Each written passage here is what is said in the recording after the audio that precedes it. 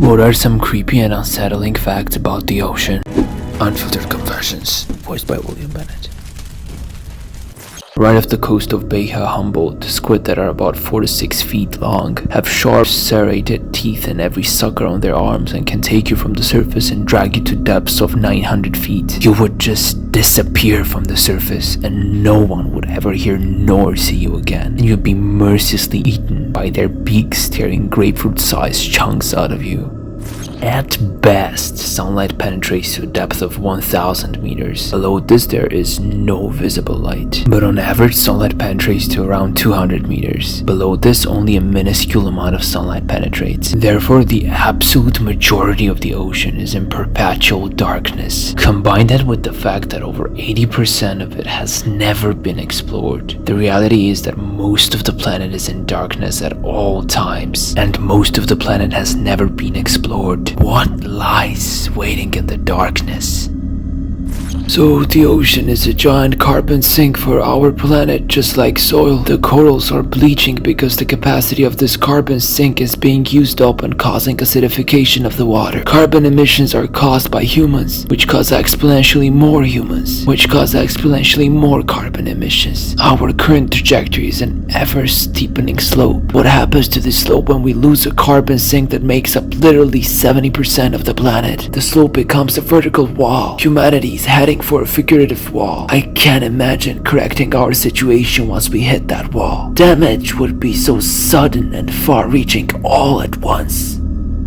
If you disappear, you may never be heard from again. Things disappear in the ocean all the time. Keys, sunglasses, submarines, airplanes, cities, and of course people. Not that many people though, right? Wrong. So many people disappear at sea that there is an entire association dedicated to the phenomenon. They're called the International Cruise Victims Association, and they claim that at least 165 people have reportedly just disappeared in the ocean over the past 20 years. Before the establishment of this cruise victims unit, multiple ships were vanishing annually without a trace, and even more bewildering were the instances in which it is suspected that passengers were simply thrown overboard for reasons unknown.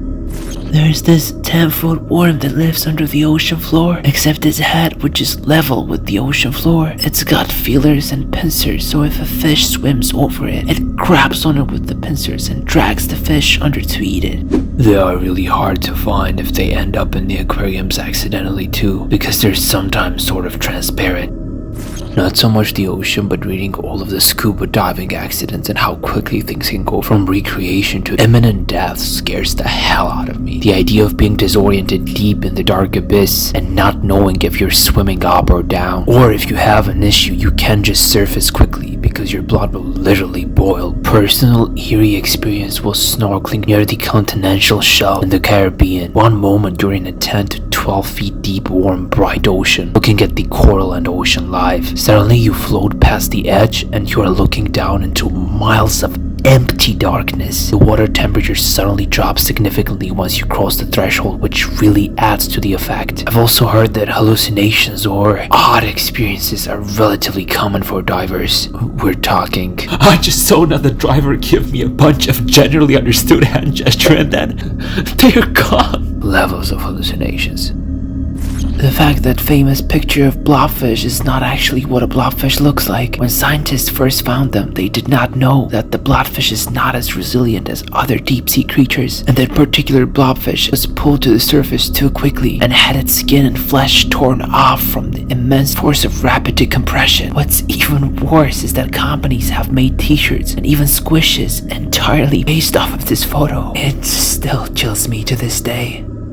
There are blue holes in the Bahamas, which are all connected by miles of underwater caverns. Only 8% of it has been explored by humans. The blue holes serve as fun little swimming holes and the water is clear, and you can see the bottom, at least on some I've read. Sometimes people just disappear from them while swimming with friends. Like, there are reports of people turning around, then turning back around, and their body is gone. There are rumors of tentacles pulling people under. Fun facts: octopi don't stop growing and they can fit anywhere their jaw, beak can fit. You will never catch me in a blue hole. When I first moved to San Diego from Ohio, naturally I couldn't wait to hit the beach. I headed down to Ocean Beach with my brother and friends, stripped down to my trunks, and ran straight in, swimming out up to my neck, and then started to head back to shore, and still trying to head back to shore, but the beach kept getting farther and farther away. Unbeknownst to me, I was caught in a huge rip, and I started to get very tired and scared that I was making zero progress to shore. Suddenly an orange pontoon shot at me and a tanned arm stretched out and a voice shouted, "Grab hold!" I was helped by a lifeguard straight out of Hasselhoff Wet Dream. I was at first reluctant to grab hold, but soon I realized this was life or death. We got back to shore and I was told all about rips, to swim along the shoreline until you got out of one. That there are lakes and seas at the bottom of the ocean where the liquid composition is different and remains separate from the ocean water, and you could potentially submerge into them and go even deeper. We know hardly anything about it or what's in it. There are massive zones in it. It's so crushingly deep and so pitch black that it might as well be another planet to us, and yet things still live down there. And while we have a current level charted for the deepest point of the ocean, it's still theorized there may be even deeper parts elsewhere. It's really cool. The void of the ocean is so vast and makes up the majority of our planet, but we still have virtually little to no idea of what goes on in there. It's a world that humans have no power in. The water pressure increases as a person or object goes further down, so the person or object will eventually be crushed to death depending on how far and fast the object goes down. If you get caught on something heavy enough and it pulls you into the water, you might get dragged down to the depth that your body cannot tolerate and you'll be crushed while drowning. I wouldn't wish that kind of fate on anyone. There are parasites called Scuba that attach themselves to crabs, take over their body and brain, then mutate their bodies to carry their children and expel them into the ocean before the crab dies. There is a type of wasp that does this to ladybugs too.